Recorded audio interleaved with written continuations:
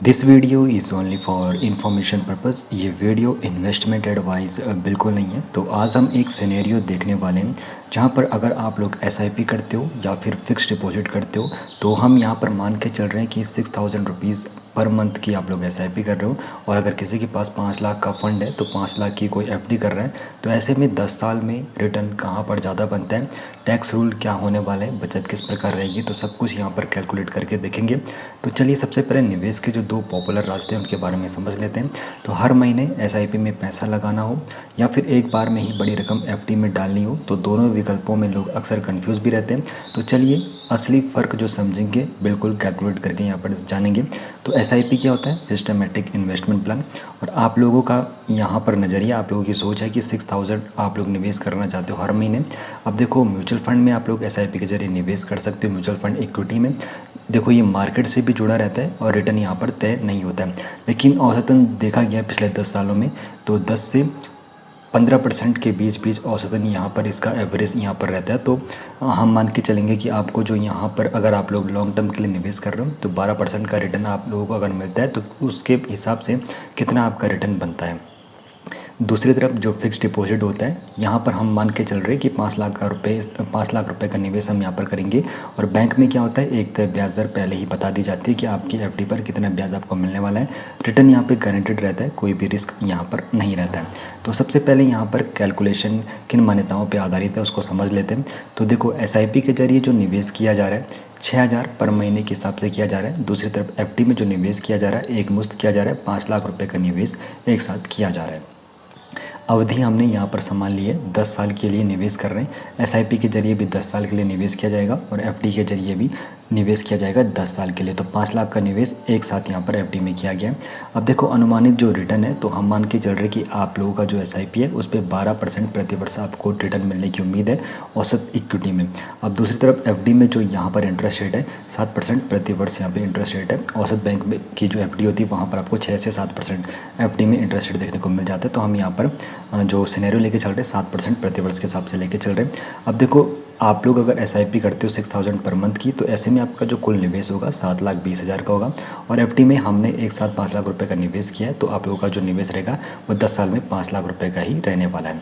अब देखो यहाँ पर पहले ही आपको बता दूँ, ये सिर्फ एक एग्जाम्पल है। तो असली जो रिटर्न होता है बैंक या फिर फंड और मार्केट कंडीशन के हिसाब से घट बढ़ सकता है। तो एफडी दर और मार्केट रिटर्न बदलते रहते हैं, इसलिए जब भी आप लोग निवेश कर रहे हो तो पहले आप लोगों को चेकआउट कर लेना है। अब 10 साल बाद एसआईपी की जो वैल्यू होगी, तो आप लोगों का जो 6000 पर मंथ का आप लोगों का जो एसआईपी था, तो वो कुल 10 साल में आप लोगों ने जो जमा किए अमाउंट है 7,20,000 का है।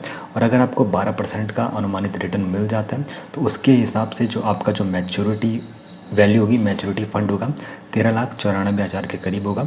ऐसे में जो आप लोगों का कुल गेन यानी कि जो आप लोगों ने मुनाफा यहाँ पर कमाया है 6,74,000 यहाँ पर कमाया है 7,20,000 के निवेश पर।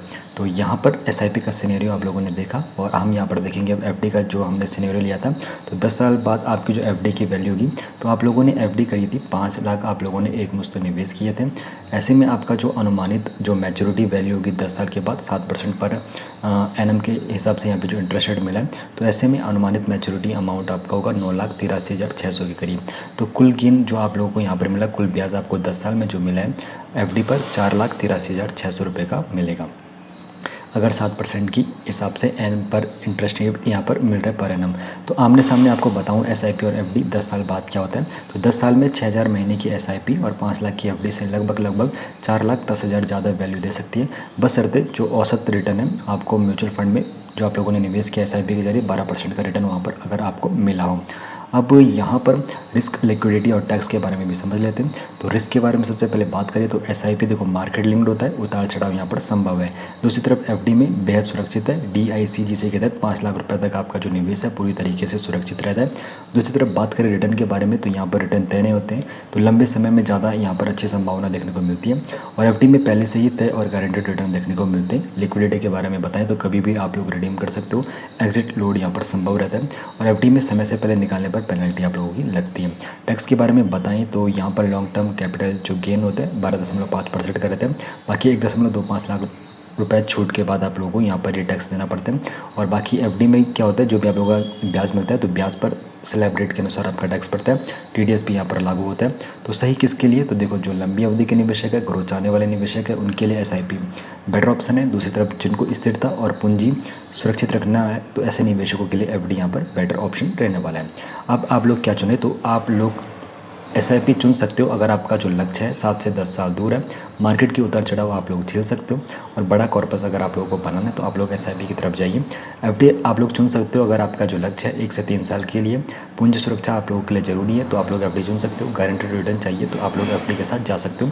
बाकी एक्सपर्ट क्या सलाह देते हैं कि दोनों को मिलाकर आप लोगों को चल लेना चाहिए। एफडी से इमरजेंसी फंड और सुरक्षा, और एसआईपी से लंबी अवधि की वेल्थ ग्रोथ के साथ आपको चलना चाहिए। बाकी ये सब यहाँ पर एग्जाम्पल है, बाकी निवेश से पहले फाइनेंशियल एडवाइजर से ही आप लोगों को एडवाइस लेनी चाहिए।